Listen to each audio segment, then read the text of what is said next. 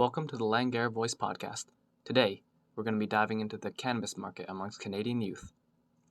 Why they use, how the drug will affect them in the long run, and how these kids are getting their hands on the drug are all things we'll be covering. The Voice's Caroline Basso has more. A recent survey from Statistics Canada for 2023 has shown that more and more young Canadians are now smoking marijuana. Use has increased by 6% compared to 2022.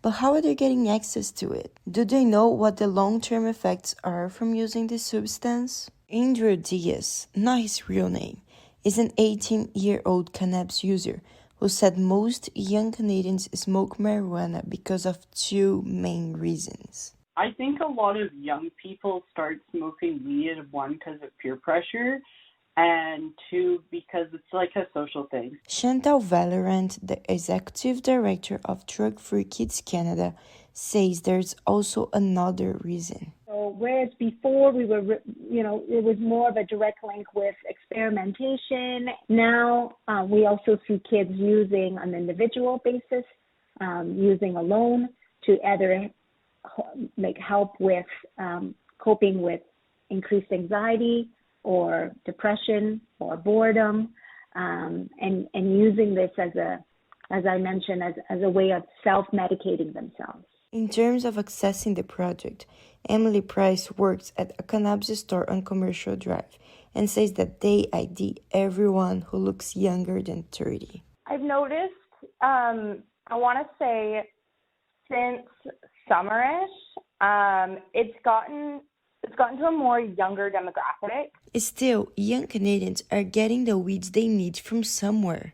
Valorant says teenagers are getting around the age limit with online ordering, but some are taking even greater risks. The illicit market is still, existing and providing some supply for kids that want to, so they can access it the way that they accessed it before.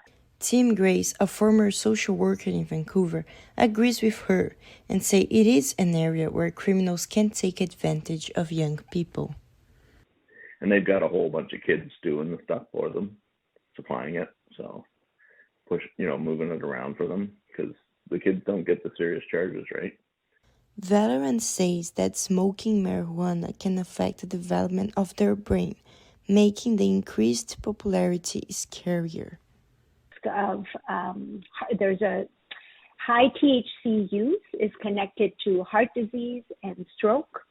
There's also struggling with skills like learning, memory, critical thinking, judgment. One thing they all agreed on is that family plays an important role when it comes to substance use. Valorant says it is vital for parents to have a trusting relationship with their children when talking about cannabis. Still, some of them are comfortable with giving their kids what they want. This is Caroline Basso for the Langara Voice. Thanks, Caroline. That was very informative. And that wraps up today's episode of the Langara Voice podcast. Once again, thank you for listening.